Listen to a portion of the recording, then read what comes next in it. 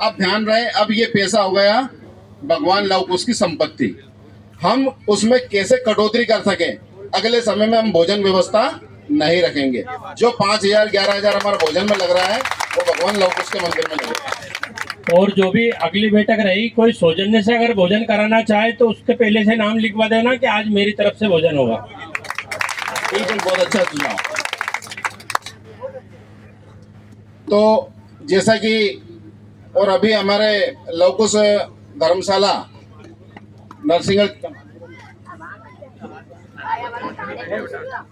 मानपुरा पंचायत में जो कुशवा धर्मशाला का निर्माण का काम चालू है, जारी चल रहा है।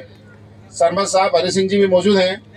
माननीय सांसद जी के द्वारा 7 लाख रुपए की राशि भी वहाँ स्वीकृत कर दी गई है। निर्माण कार्य चालू है। माननीय विधायक महोदय ने भी 2 लाख रुपए की उसमें घोषणा कर दी है, दे चुके हैं, वो भी दे चुके हैं चुनाव पूर्व।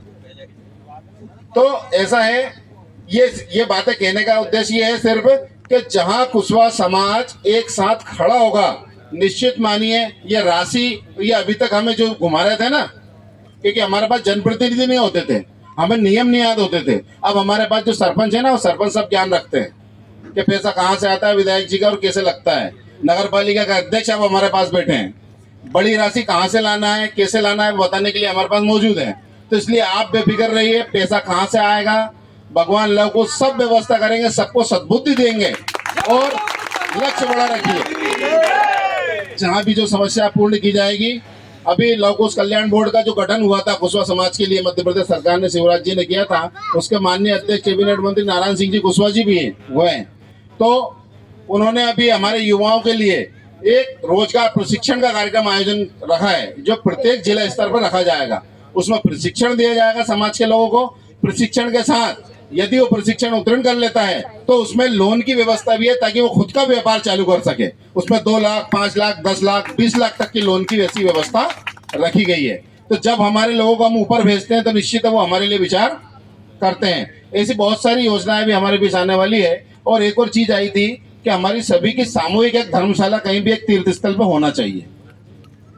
जैसे कि हमारे यहाँ तीर्थ स्थल है उज्जैन है, तो मैं बता दूं कि देवास जिले जो गंधर्वपुरी है, गंधर्वपुरी कुशवा समाज ने वहां पर जगह खरीद ली है। कुशवा समाज धर्मशाला के लिए जगह खरीद चुके हैं। वहां पे उनको सहयोग राशि उन्होंने मांगी थी हमसे जब हम गए थे कि हमें यहाँ पे कम से कम 10 लाख 20 लाख रुपए चाहिए। लेकिन माननीय शिवराज सिंह जी से हमने जब आवेदन दिया तो उसमें उस राशि को बढ़ाकर हमने 1 करोड़ रुपए किया था। तो उज्जैन में धर्मशाला के लिए जो 1 करोड़ रुपए हुए थे, माननीय मोहन जी यादव ने उसमें और बढ़ोतरी कर दी है। तो 1 करोड़ से 1.25 करोड़ हो या 2 करोड़ हो, कुशवा समाज की धर्मशाला आपको उज्जैन में भी बहुत जल्दी निर्माण मिल जाएगा। साथ ही जो लव कुश भगवान का हमारा मुख्य स्थान है, भव्य मंदिर निर्माण की बात है, तो माननीय पिछले मुख्यमंत्री शिवराज सिंह जी चौहान ने जब हम सब भोपाल चले थे कार्यक्रम में, वहां से 10 करोड़ रुपए की जो घोषणा की थी, वो 10 करोड़ रुपए की राशि प्राप्त हो चुकी है। और सागर के अंदर 10 करोड़ रुपए का विशाल भगवान लव कुश का मंदिर का निर्माण कार्य चालू है। उसका नक्शा मैप तैयार हो चुका है, भूमि पूजन हो चुका है, निर्माण प्रक्रिया चालू है। तो ईश्वर ये सब हम जल्दी अपेक्षा करते हैं ऐसी कि शीघ्र ही उस विशाल मंदिर में हम भी दर्शन कर ले, सभी पधारें। तो अर्थ का कोई विषय नहीं है, आपका मन मजबूत होना चाहिए। मेरी समाज इतनी बलशाली समाज है कि पैर से जमीन पे मार दे तो पानी निकालने की क्षमता भी रखती है। सिर्फ ये है कि हम विश्वास करना सीख जाएं, हम अपने पूर्वजों को याद करना सीख जाएं, हम किसकी संतान हैं। जो राजपूत रियासत चली आ रही है ना, राजपूत घराना, ये कछवा वंश का घराना है। वहां की जो मुख्यमंत्री है, उप मुख्यमंत्री, वो कुशवा है, राजकुमारी दिया कुशवा।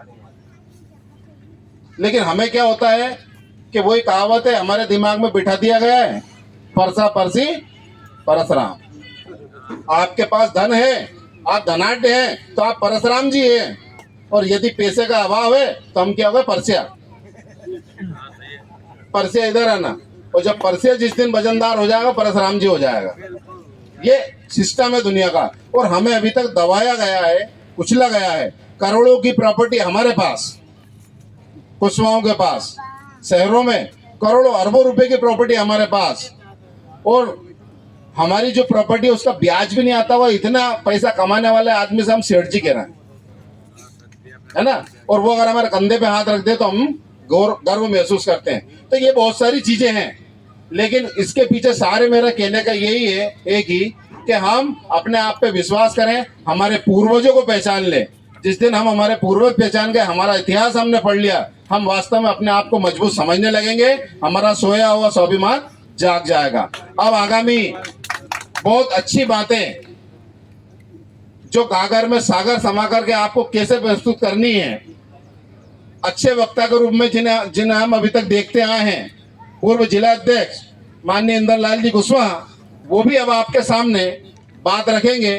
और इस जो लव कुश मंदिर निर्माण है, इसके लिए और क्या अच्छी योजनाएं हो सकती हैं, उसमें और क्या सुधार हो सकता है, क्या चीजें बढ़ सकती हैं, बहुत विषयों पर वो हम सबका मार्गदर्शन करेंगे। सम्मानीय नेताजी।